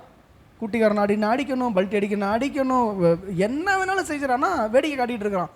அப்படியே நொந்து போய் அவன் எவ்வளவு அழுதுருப்பான் தெரியுமா? ஆண்டவரே, நான் ஒரு காலத்தில் என்னை கண்டா ஓடி ஒளிஞ்சிக்கிறவங்க, இந்த கையால் நான் 1000 பேரை கொன்னேன், இந்த கையால் 300 நரிகளை பிடித்தேன், இந்த கையால் 30 பேரை நான் கொண்டிருக்கிறேன், எத்தனையோ காரியங்களை நான் செஞ்சுருக்கிறேன். ஆனால் இன்றைக்கி என்னை இழந்துட்டேன். ஒரு மாம்சத்தினால அவன் அப்படியே உணர்வு அடைஞ்சு அப்படியே வேதனை வேதனை வேதனை அழுகிறாரு. உள்ளேயே அந்த சிம்சன் அழுகிறாரு. எனக்கு முன்னாடி இருந்த எந்த நியாயாதிபதி இப்படி விழுந்து போகலையே, நான் இப்படி ஒரு தப்பு பண்ணிட்டேனே. கர்த்தர் காலம் என் பிறக்கிறதுக்கு முன்னாடி இருந்து கர்த்தர் என்னை குறித்து பேசினார், என் அம்மா பேசினாங்க, என் அப்பா பேசினாங்க, என் உறவுகள் பேசிச்சு, என் நசரனே நான் இருந்து கர்த்தருக்காக காரியங்களை செஞ்சேன், இன்றைக்கி என் கண்ணை குருடாக்கிட்டாங்களேன்னு சொல்லும் பொழுது தான் இப்போ ஒரு பெரிய சிலையை கொண்டு வராங்க, பூஜை பண்ணி ஆர்ப்பரித்து. அப்படி இருக்கும்போது இவனுக்கு அப்படியே உணர்வு வருது, ஐயோ இந்த பிசாசுக்கு முன்னாடி நான் இழந்துட்டேனே. இந்த பிசாசு ஒரு பொம்பளையை அனுப்பி ஒரு மாம்ச இச்சையை தூண்டி என்னை கீழே தள்ளிருச்சே, நொந்து போய் இந்த பரிசுத்தமுள்ள தேவன், நான் ஆராதிக்கிற தேவன் பரிசுத்தர், நான் பரிசுத்தர் ஆகியால் நீங்களும் எனக்கேற்ற பரிசுத்தராக இருங்கள்னு சொன்னார். இந்த பரிசுத்தத்தை விட்டுட்டு இந்த பாவத்துக்குள்ளே நான் போனதுனால என் வாழ்க்கை இழந்தேன், என் கண்ணை இழந்தேன், என்னோடய அழைப்பை இழந்தேன், என்னோட எல்லாத்தையும் இழந்துட்டேன்னு சொல்லி உள்ளுக்குள்ளார வேதனையில் கதறாரு. எவ்வளோ அதை யோசிச்சு பாருங்கள். வெளியில் வித்தை காட்டிக்கிட்டு இருந்தாலும் உள்ளுக்குள்ளார தேவனை நோக்கி கதறிட்டே இருந்தார். நான் ஆண்டவர்கிட்ட கேட்டேன், ஆண்டவரே ஏன் ஆண்டவரே? அவர் கேட்டார், என் ஜீவன் பெலிஸ்தரோடு கூட மடிய கடவுதுன்னு சொல்லி அந்த பிள்ளையாண்ட கேட்குற அந்த வீட்டை தாங்குற தூண்கிட்ட கொண்டு போய் என்னை நிறுத்த பண்ணோன்னே அவனு கொண்டு போய் நிப்பாட்டுறான். அப்போ நான் இது வந்து என்னோட வேதத்தில் இல்லை, ஆனால் என்னுடைய வெளிப்பாடு, நான் வந்து ஒரு கற்பனைன்னு கூட வச்சுங்க. ஆவியானவர்கிட்ட கேட்டிருப்பான், ஆண்டவர்கிட்ட கதறி இருப்பான். அப்போ கர்த்தருடைய குரல் கேட்டிருக்கும், சரி உன் ஜெபத்தை நான் கேட்குறேன், நான் என்ன பண்ணட்டும், என் கண்ணை மட்டும் திறந்துடாதீங்க. கர்த்தர்கிட்ட கேட்டிருந்தா கண்ணை குருடாக்கின கண்ணை கர்த்தரால் திறந்துருக்க முடியும். அவன் கண்ணை கேட்கல. ஏன் கேட்கலன்னா, மீண்டும் இதே கண்ணால் என்னை நாசமாக்கினவங்க, என்னை பரியாசம் பண்ணுறவங்கள நான் பார்க்க விரும்பலை, இந்த தீட்டுள்ளவங்களை, இந்த பாவிகளை நான் பார்க்க விரும்பலை, சாத்தானுடைய ஊழியக்காரனை பார்க்க விரும்பலை, என்னை மோசம் போக்கின தெளிலாக இங்கே தான் இருக்கிறா, அவளை நான் பார்க்க விரும்பலை, மீண்டும் அசுத்தமான காரியங்களை நான் பார்க்க விரும்பலை, இந்த பிசாசினுடைய விக்கிரகத்தை கொண்டு வந்து பூஜை பண்ணிகிட்டு இருக்கான், அதை நான் பார்க்க விரும்பலை. ஆண்டவரே, என் கண்ணு எனக்கு திறக்காதீங்க, ஒன்று பண்ணுங்க, என் பலத்தை எனக்கு கொடுங்க, நான் இவங்களை அழிக்கிறதுக்கு தானே என்னை கொண்டு வந்தீங்க, இந்த ஒரு விஷயம் எனக்கு அந்த ஜீவனை கொடுங்க, எனக்கு பலன் கொடுங்க, நான் என் சாகட்டும், ஆனால் சாகும்போது எல்லாரையும் நான் கொண்டுட்டு சாகணும், அப்படிப்பட்ட ஒரு கிருபை எனக்கு தாங்கன்னு அவர் கண்டிப்பாக ஜெபம் பண்ணியிருப்பார். அப்போ தான் ஆண்டவர் சொல்லியிருப்பார், இந்த வீட்டை தாங்குற 2 தூண் இங்கே இருக்குது, அங்கே பக்கத்தில் போய் நில்லு, அதை தள்ளும் பொழுது மொத்தமாக இடிஞ்சு விழுந்துடும். 2 தூணில் ஒரு பெரிய பில்டிங் விழுமா அப்படின்னா இவனோட முயற்சியோடு கூட கர்த்தருடைய வல்லமை இறங்கியிருக்கும். கர்த்தரும் தள்ளியிருப்பார். 2 தூண்னால பெரிய வீடு இருந்துச்சான்னா ஆமாம், கர்த்தர் இவனோடு கூட சேர்ந்து ஊழியை செஞ்சுருப்பார். அப்போ அந்த பிள்ளைகிட்ட சொல்லி, அந்த பையன்கிட்ட சொல்லி கொண்டு போய் நின்று ஒரு ஜெபம் பண்ணுறான், ஆண்டவரே 2 கண்களுக்காக ஒரே தீர்வையாய் இந்த பெலிஸ்தர்கிட்ட பழி வாங்கும்படி செய்யும். அது ஒரு சின்ன ஜெபம். அந்த ஜெபத்தை சொல்லி பாருங்கள். சிம்சோன் ஏறெடுத்த வெளிப்பிரகாரமாக ஒரு வார்த்தை விட்டு கதறாரு. அதை பெலிஸ்தர்களும் கேட்குறாங்க, என்னடா அவன் இப்படி ஜெபிக்கிறான், ஏன்னா ஆண்டவர்கிட்ட கர்த்தாவே அப்படின்னு சொல்லி கூப்பிட்டு கதறாரு இல்லையா? அந்த ஜெபத்தை பாருங்களேன். அந்த நியாயாதிபதிகள் மீண்டும் படிங்க, 16வது அதிகாரத்தில் ஒரு ஜெபம் ஒன்று வருது, ஒரு விஷயம் என்னை பலப்படுத்தும்.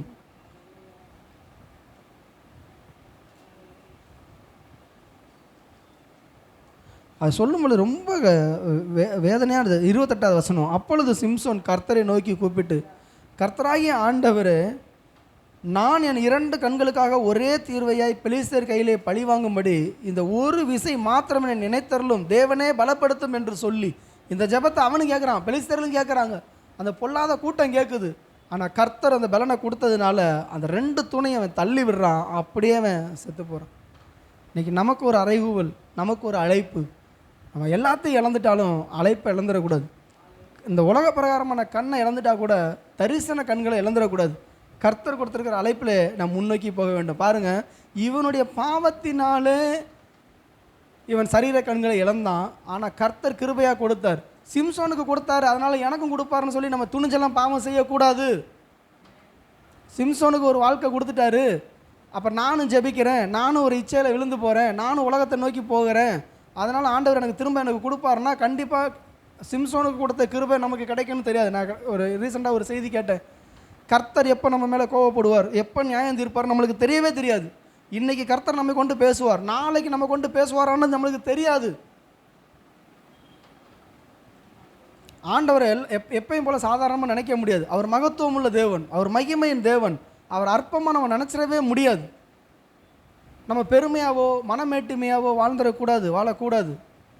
தாழ்மை, தாழ்மை, அழைப்புக்கு ஏற்ற தாழ்மை, அது நடக்கும் பொழுது கர்த்தர் நிச்சயமாக என்ன பண்ணுவார், நடத்துவார். சில நேரங்களில் நமக்குள்ளே இருக்கக்கூடிய குணமளிக்கிற வல்லமை, நமக்குள்ளே இருக்கக்கூடிய பிசாசுகளை துரத்துகிற அதிகாரம், நமக்குள்ளே இருக்கக்கூடிய அந்த தீர்க்க தரிசனங்கள், நமக்குள்ளே இருக்கக்கூடிய ஆவிகளை பகுத்தறிதல், இதன் மேலே நம்ம நம்பிக்கை வச்சுட்டு ஆண்டவரை மறுதளித்து நம்ம மனமேட்டியுமே ஆயிட்டா எப்போ கர்த்தர் ஃபியூஸை பிடுங்குவார்னு தெரியாது.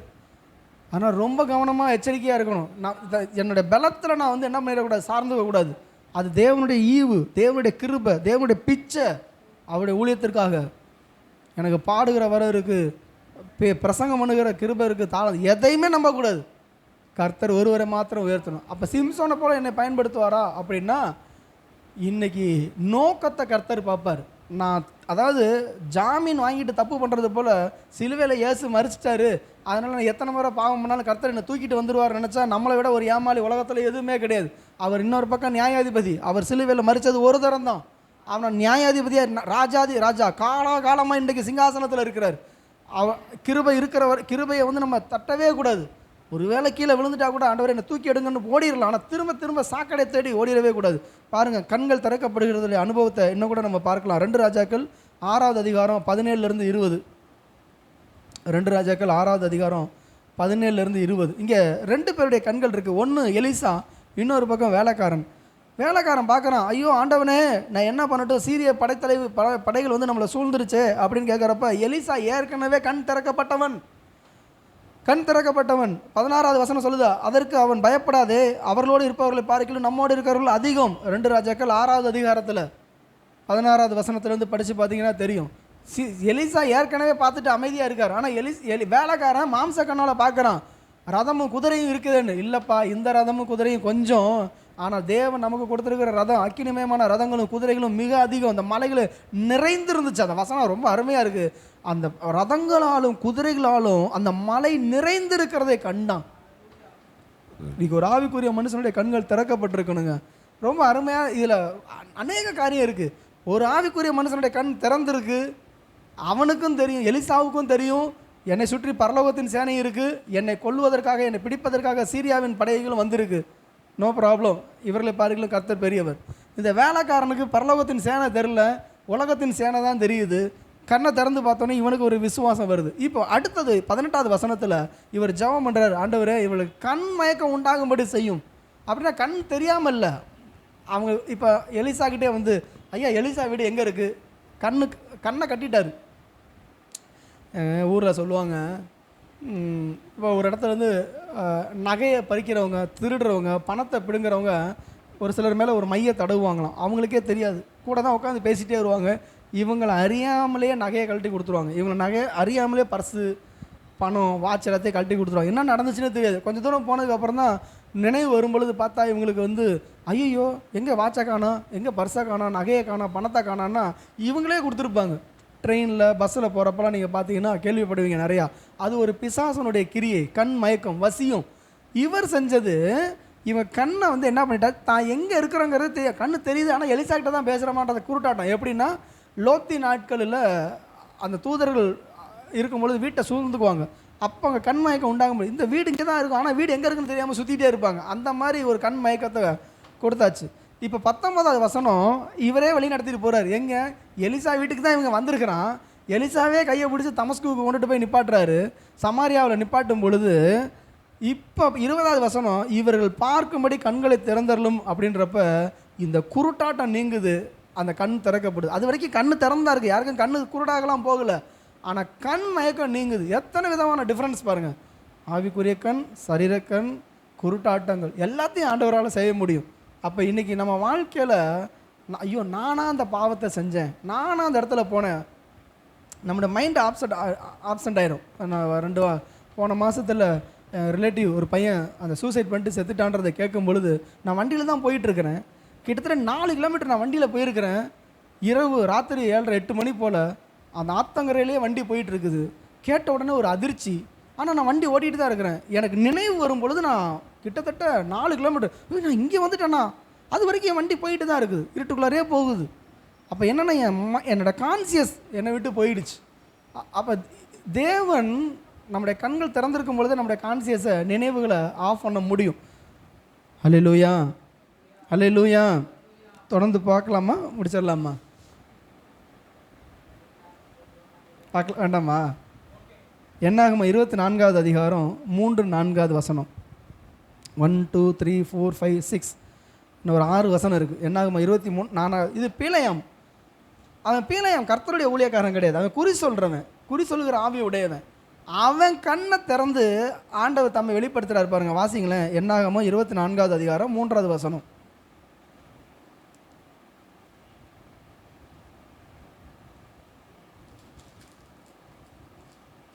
அப்பொழுது அவன் தன் வாக்கியத்தை எடுத்துரைத்து பேயரின் குமாரனாகிய பீலையாம் சொல்லுகிறதாவது, கண் திறக்கப்பட்டவன் உரைக்கிறதாவது, தேவன் அருளும் வார்த்தைகளை கேட்டு சர்வ வல்லவருடைய தரிசனத்தை கண்டு தாழ விழும் பொழுது கண் திறக்கப்பட்டவன் விளம்புகிறதாவது. அப்போ இவனுடைய கண்ணை ஆண்டவர் திறக்கிறார். ஒரு பொல்லாத மனுஷனுக்கு தேவனை தரிசிக்க வைக்க முடியுது, தூதனை பார்க்க வைக்க முடியுது, வரக்கூடிய ரகசியங்களெல்லாம் சொல்ல வைக்க முடியுது, அவனை வச்சு ஆசீர்வதிக்க முடியுது. 15வது வசனம் பார்க்கும் பொழுது, அவன் தன் வாக்கியத்தை எடுத்து உரைத்து பேயரின் குமாரன் பிழையாம் சொல்லுகிறதாவது, கண் திறக்கப்பட்டவன் உரைக்கிறதாவது, தேவன் அருளும் வார்த்தைகளை கேட்டு உன்னதமானவர் அளித்த அறிவை அறிந்து சர்வ வல்லவருடைய தரிசனத்தை கண்டு தாழ விழும்போது கண் திறக்கப்பட்டவன் விளம்புகிறதாவது. அப்போ பாருங்கள், எத்தனை கண் திறக்கப்படுது, தரிசனத்தை பார்க்குறாரு.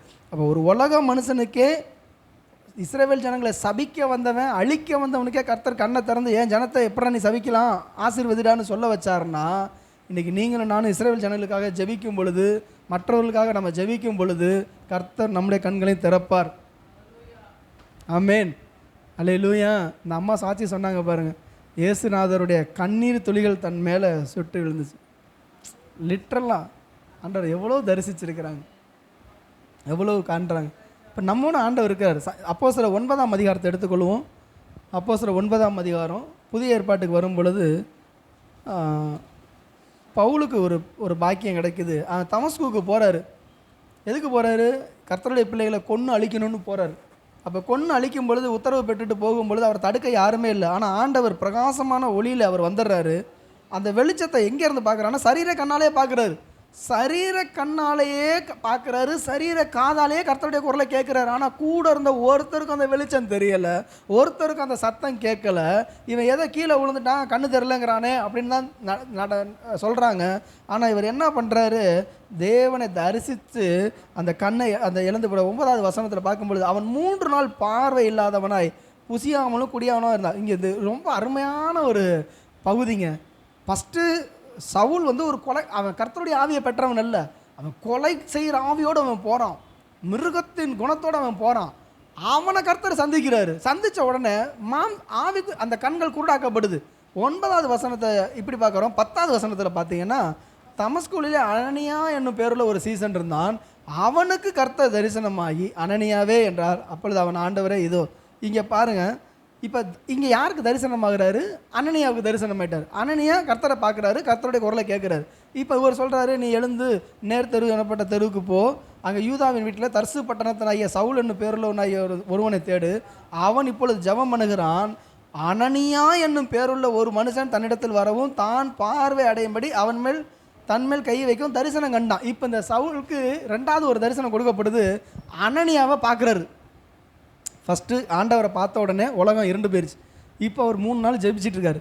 இந்த ஜெப வேலையில் ஆவிக்குரிய கண்கள் திறக்கப்பட்டு தரிசனத்தில் அனனியாங்கிற ஒரு மனுஷன் என் இடத்துல வராரு. பேர் அறியுது, ஆள் அறியுது, என் மேலே கையை வைக்கிறாரு, நான் பார்வடைய போகிறேன். உடனே அனனியா சொல்கிறாரு, ஐயோ இவன் எல்லாரையும் கொன்று அழிக்கணும்ல இவன் வந்தா, இவனை போய் நீங்கள் சுகமாக்க சொல்கிறீங்க? இல்லை நீ போ, அவன் என் நாமத்துக்காக எவ்வளவு பாடுபட வேண்டும் என்பதை நான் அவனுக்கு அறிவிப்பேன் அப்படின்னு சொன்னப்போ திரும்ப 17வது வசனத்தை நீங்கள் படித்து பார்த்தீங்கன்னா 17-18 அப்பொழுது அனனியா போய் வீட்டுக்குள் பிரவேசித்து அவன் மேல் கையை வைத்து, சகோதரனாகிய சவுலே, நீ வந்த வழியிலே உனக்கு தரிசனமான இயேசுவாகிய கர்த்தர் நீ பார்வை அடையும்படிக்கும் பரிசுத்த ஆவியால் நிரப்பப்படும்படிக்கும் என்னை அனுப்பினார் என்றான்.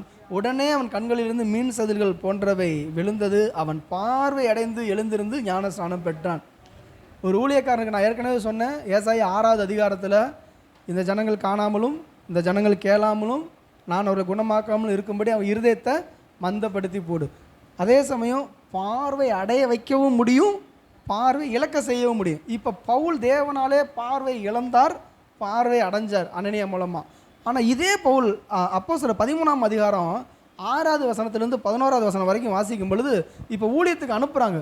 ஊழியத்துக்கு அனுப்புகிறப்ப அங்கே ஒரு மாய வித்தக்காரன் இருக்கிறான். அந்த மாய வித்தக்காரன் என்ன பண்ணுறான், எலிமா என்றவன் இவங்க சத்தியத்தை கேட்கக்கூடாதபடிக்கு அவன் தேவனுடைய வழியை புரட்டிகிட்டு இருக்கிறான். இல்லை இது இல்லை, அப்படி இல்லை, அப்படி இல்லைன்னு சொன்ன உடனே இங்கே தான் இவருடைய ரோலே மாறுது. சவுல் என்னப்பட்ட பவுல் பரிசுத்த ஆவியில் நிறைஞ்சு அவர் வார்த்தையை சொல்கிறார், எல்லா நீதிக்கும் பயங்கனே, பிசாசின் மகனே, நீ தேவனுடைய செம்மையான வழிகளை புரட்டுவதில் ஓய மாட்டாயோ அப்படின்னு சொல்லிட்டு என்ன சொல்கிறாரு, இதோ கர்த்தருடைய கை உண்மையில வந்திருக்கிறது, சில காலம் சூரியனை காணாமல் நீ குருடனாக இருப்பாய். அப்போ ஏசாயாவுக்கு கொடுத்த அதிகாரம் இங்கே இவர் செயல்படுத்துகிறார். கண்ணை திறக்க வைக்கவும் முடியும். அனனியா இந்த மனுஷனுக்கு கண்ணை திறந்து ஜபிக்கிறார். பவுல் இவருடைய கண்களை குருடாக்குறார். அப்போ இன்றைக்கி நம்முடைய கண்கள் திறக்கப்படுவதும் நம்முடைய கண்கள் மூடப்படுவதுக்கும் நீங்களும் நானும் தான் காரணம். என் கண்ணை திறங்காண்டவரே, நீதிக்குரிய காரியங்களை செய்யணும், பரிசுத்தமான காரியங்களை செய்யணும்னா என் கண்கள் திறக்கப்படும். இல்லை தேவனுடைய வழிகளுக்கு எதிர்த்து நின்னோம்னா கண்கள் குருடாக்கப்படும். அல்லேலூயா, அல்லேலூயா.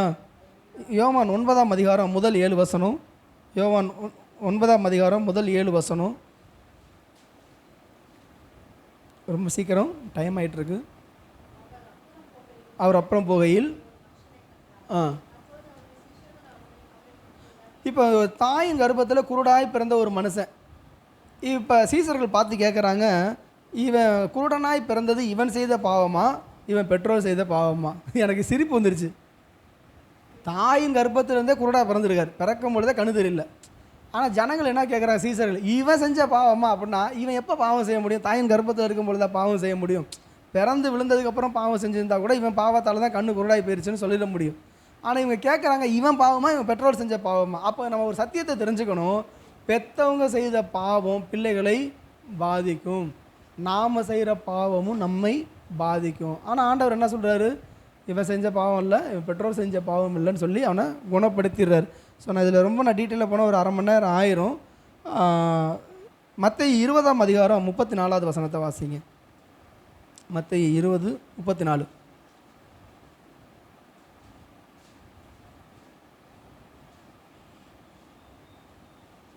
மத்தேயு 20ஆம் அதிகாரம் 34வது வசனம்.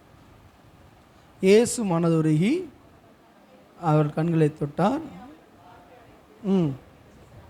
சரி, 29வது வசனத்துலேருந்து இது படிச்சிங்கன்னா அந்த காரியம் இருக்கும். எரிகோவிலேருந்து புறப்பட்டு போகிறப்ப வழி அருகே 2 குருடர் பிச்சை எடுத்துகிட்டு இருக்கிறாங்க. சரி, யார் இவங்க? யூத சரித்திரத்தை நீங்கள் படித்து பார்த்தீங்கன்னா இவங்க 2 பேரும் ஆசாரியர்களாக இருந்தாங்க. கர்த்தருடைய ஆசரிப்பு கூடாரத்தில் ஊழியம் செய்த ஆசாரியர்கள். இந்த 2 பேரும் கர்த்தருக்கு முன்பதாக ஒரு பாவத்தை பண்ணிட்டாங்க. கர்த்தருடைய பலிபீடத்தில் ஆராதனை செய்யும் பொழுது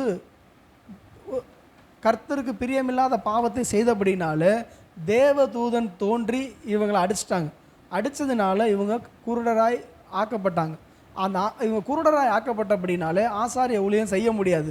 இவங்க குடும்பத்தால் ஒதுக்கப்பட்டு எல்லாராலையும் தள்ளப்பட்டு வழி அருகே பிச்சை எடுக்கிற நிலைமைக்கு வந்துட்டாங்க. இப்போ இவங்க கதறி ஆண்டவர்கிட்ட ஜெபம் பண்ணியிருக்கிறாங்க. இதெல்லாம் யூத சரித்திரத்தில் சொல்லப்பட்டிருக்கு. அப்போ ஜெபிக்கும் பொழுது சொல்லப்பட்ட கர்த்தருடைய வார்த்தை என்னென்னா, மேசியாவாகிய இயேசு வருவார், அவர் வந்து தான் அவங்க கண்ணை திறக்க முடியும்னு தேவதூதனாலே இவங்க கட்டளை பெற்றிருக்கிறாங்க. அப்போ பிறக்கும் பொழுது தான் இவங்க பிச்சை எடுத்துகிட்டு இருக்கிறப்ப இவங்க போகும் பொழுது யார் வரானா, இயேசு வழியே வருகிறார் என்று கேள்விப்பட்டாங்க. உடனே இவங்களுக்கு அலர்ட் ஆகிட்டாங்க. இத்தனை வருஷமாக நான் என்னுடைய தப்பான ஊழியத்தினால, மனமேட்டிமையினால், அகம்பாவத்தினால இந்த தண்டனை நான் பெற்றுக்கொண்டேன். இயேசு வழியாக வர்றாரு, இவரை விட்டுட்டா எனக்கு பார்வை இனிமே கிடைக்காதனால இன்னும் சத்தமாக கூப்பிட்றாங்க. எல்லாரும் அதட்டுறாங்க. இல்லை நீ சத்தம் போடாதுன்னு, இவனுக்கு பார்வை வேணுமே. அதனால் இயேசுவே தாவீதின் குமாரனே எனக்கு இறங்கும் என்று முன்னிலும் அதிகமாக சத்தம் போடும் பொழுது ஆண்டவர் அழைச்சி, உனக்கு நான் என்ன பண்ணணும்? பார்வையடையணும். மனது உருகி பாவத்துக்கு. சரி, இதுக்கு ஆதார வசனம் இருக்கா அப்படிலாம் முடியுமானா, நீ எசேக்கியேல் 22ஆம் அதிகாரம் 26வது வசனத்தை வாசிங்க. எசேக்கியேல் 22வது அதிகாரம் 26வது வசனம்.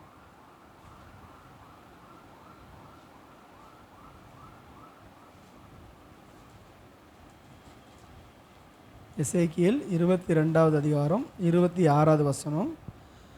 அதன் ஆசாரியர்கள் என் வேதத்திற்கு அநியாயம் செய்து என் பரிசுத்த வஸ்துக்களை பரிசுத்த குலைச்சலாக்கினார்கள். பரிசுத்தம் உள்ளதற்கும் பரிசுத்தம் இல்லாததற்கும் வித்தியாசம் பண்ணாமலும் அசுத்தம் உள்ளதற்கும் அசுத்தம் இல்லாததற்கும் உண்டான வேற்றுமையை காண்பியாமலும் இருந்து என் ஓய்வு நாட்களுக்கு தங்கள் கண்களை மூடிக்கொள்கிறார்கள். நான் அவர் நடுவிலே கன இனம் பண்ணப்படுகிறேன். இந்த காரியத்தை தான் அவங்க செஞ்சாங்க. என்ன செஞ்சாங்கன்னா, ஊனமானதை கொண்டு வந்து பலியிட்டாங்க. ஓய்வு நாள் அவங்க சரியாக கடைபிடிக்கலை. ஜனங்களை அந்த காணிக்கையெல்லாம் அவங்க அபகரிச்சுக்கிட்டாங்க. பரவாயில்ல, கர்த்தர் பொறுத்துக்கு வர சொல்லி ஜனங்களை வஞ்சித்ததுனால இந்த ஆசாரியர்கள் இதை செஞ்சாங்க, அந்த தண்டனையை அனுபவித்தாங்க.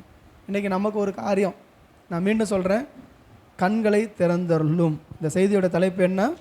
கண்களை திறந்தருளும். குருடரின் கண்களை கர்த்தர் திறக்கிறார், மடங்கடிக்கப்பட்டவர்களை கர்த்தர் தூக்கி விடுகிறார். இன்றைக்கு நம்முடைய கண்களை கர்த்தர் திறக்க வேண்டும். நாம் எழுந்திருந்து ஜெபிக்கலாமா? ஒரு வசனத்தை வாசித்து நான் ஜெபிக்க விரும்புகிறேன். சங்கீதம் 119:18. சங்கீதம் 119:18. உமது வேதத்தில் உள்ள அதிசயங்களை நான் பார்க்கும்படி என் கண்களை திறந்தருளும். இந்த வேதத்தை நான் பார்க்குறேன், ஆனால் இந்த வேதத்தில் உள்ள மகத்துவம் என்ன, இந்த வேதத்தில் உள்ள அதிசயம் என்ன, இந்த வேதத்தில் உள்ள ரகசியங்கள் என்ன, என் அப்பாவுடைய ஆழமான அன்பு என்ன, சத்தியம் என்னங்கிறத அறியக்கூடிய கண்களை எனக்கு திறந்துடலாம். சும்மா நான் இப்படியே படித்து போகிறதில்ல. கர்த்தர் உங்களுக்காக யுத்தம் பண்ணுவார், நீங்கள் சும்மா இருப்பீர்கள். வெறுமனை வாசிக்கிறது இல்லை. அவர் ஏன் யுத்தம் பண்ணுவார், எப்படி யுத்தம் பண்ணுவார், அந்த யுத்தம் பண்ணால் என்ன நடக்கும், நான் என்ன பண்ணணும், ஆழம் அதனுடைய ரகசியங்களை அறிந்து கொள்ளும்படி என் கண்களை திறந்தரலும். ஜெபிக்கலாமா? தகப்பனே, உம்மை துதிக்கிறோம், ஸ்தோத்தரிக்கிறேன் ஆண்டவரே. அப்பா ஆண்டவரே, கர்த்தர் குருடரின் கண்களை திறக்கிறவர் ஆண்டவரே. அப்பா, மடங்கடிக்கப்பட்டவர்களை கர்த்தர் தூக்கி விடுகிறவர் ஆண்டவரே. அப்பா ஆண்டவரே, எங்களுடைய ஆவிக்குரிய வாழ்க்கையில் இருக்க குருட்டாட்டங்களை கர்த்தர் அகற்றி போடுங்க. அன்றைக்கு ஆண்டவரே, பெரிய பெரிய அற்புதங்களையும் சோதனைகளையும் கண்ட இஸ்ரவேல் ஜனங்கள் ஆண்டவரே, அவங்க காண்கிற கண்கள் அவங்களுக்கு இல்லை, கேட்குற காது இல்லை, உணரத்தக்க இருதயம் இல்லை. அதனால அவர்கள் ஆண்டவரே அந்த கானானை இழந்து போனாங்கப்பா. ஆண்டவரே, ஆதாம் ஏவாள் நாங்கள் பார்க்கணும், ஆவிக்குரிய கண்கள் கூடாக்கப்பட்டு மாம்ச கண் திறக்கப்பட்டதுனால அவங்க பாவத்தில் விழுந்தாங்க, மரணத்தை சுமந்தாங்கப்பா. அதன் பிறகு வருகிற சந்ததி கொலைகார சந்ததியாக வந்தது. ஆயின் கொலைகாரனாய் எழும்பினா. அதன் பிறகு வரவங்க முரட்டாட்டம் உள்ளவர்களாக, வேசித்தனம் பண்ணுகிறவர்களாக, விக்கிரகாராதனைக்காரர்களாக இருந்தார்கள் ஆண்டவரே. அப்பா, எங்களுக்காக ஊழியம் செய்ய வந்த இயேசு கிறிஸ்து, எங்களை மீட்டெடுக்க வந்த இயேசு கிறிஸ்து, நீ குருடருடைய கண்களை திறக்கவும், கட்டுண்டவர்களை காவலில் இருந்தும், இருளில் இருக்கிறவர்களை சிறைச்சாலில் இருந்து விடுவிக்கவும் ஆண்டவரே நீர் எங்களுக்காக வந்தீர் ஆண்டவரே. ஏசப்பா, அந்த நேரத்தில் ஆண்டவரே, அந்த ஊழி எங்கள் வாழ்க்கையில் அது தொடரட்டும். சிம்சோனை போல அவனுடைய கண்கள் குருடாக்கப்பட்டு அவன் வேடிக்கை பொருளாய் மாற்றப்பட்ட பொழுது கூட கர்த்தர் ஆண்டவரே அவனுடைய ஊழியத்தை நிறைவேற்ற கர்த்தர் கிருபை கொடுத்தீர் ஆண்டவரே. எலிசாவின் நாட்களில் கண்களை கர்த்தர் திறந்து கொடுத்தீர் ஆண்டவரே. யார் கண்ணை குருடாக்க வேண்டும், யார் கண்ணை திறக்க வேண்டும் ஆண்டவரே, அதையெல்லாம் நீங்கள் செஞ்சீங்கப்பா. எங்கள் வாழ்க்கையில கர்த்தர் செய்யுங்க. பிலேயாமுடைய வாழ்க்கையில அப்பா அவனுடைய கண்ணை திறந்தவர், எங்க கண்களை கர்த்தர் திறந்து கொடுங்க ஆண்டவரே. ஏசப்பா பவுலுடைய வாழ்க்கையில தரிசனத்தை அடையும்படி செய்தவர் ஆண்டவரே. தேவைப்படும் பொழுது அவருடைய கண்களை குருடாக்கவும் செய்தீர் ஆண்டவர், தேவை வரும்பொழுது அவன் கண்களை திறக்கவும் செய்தீர் ஆண்டவரே. அப்பா நாங்கள் விசுவாசிக்கிறோம் ஆண்டவரே, சரீர கண்களை திறக்கவும் அப்பா அந்த கண்களை குருடாக்கவும் உம்மாலே ஆகும்.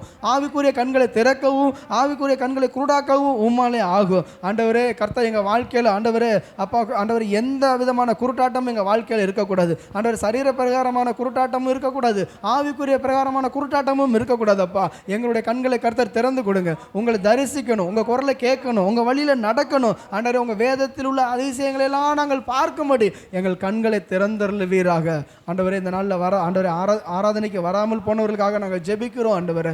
ஏன் வரலன்னு தெரியல, அவர்கள் மேலும் பூர்ண கிருபை இருக்கட்டும் ஆண்டவரே, பூர்ணமான ஆளுகை இருக்கட்டும் ஆண்டவரே. இன்றைக்கு இந்த ஆலயத்துக்கு புதிதாக வந்திருக்கிற சகோதரனுக்காக நான் ஜெபிக்கிறேன் கர்த்தாவே. அந்த மகன் மேலே கர்த்தருடைய கண்கள் பதிக்கப்பட்டிருப்பதாக ஏசப்பா. உம்முடைய கண்கள் ஆண்டவரே, உம்முடைய மகன் மேலே கர்த்தருடைய கரம் வெளிப்படட்டும். அப்போஸ்தலன் ஐயா பவுலோடு இருந்தது போல மகனோடு இருப்பீராக ராஜா ஆண்டவரே. போகிற இடத்துலலாம் கர்த்தருடைய நாமத்தை சொல்லுகிற, கர்த்தருடைய வார்த்தையை அறிவிக்கிற ஆண்டவரே, அற்புதமான கிருபைகளை கர்த்தர் அந்த மகனுக்கு கொடுத்து நடத்துங்க, வாழ்க்கையை பிரகாசமாக்குங்கப்பா ஆண்டவரே. எங்கள் ஒவ்வொருவருக்கும் அப்படிப்பட்ட கிருபைகளை தந்தருளுவீராக.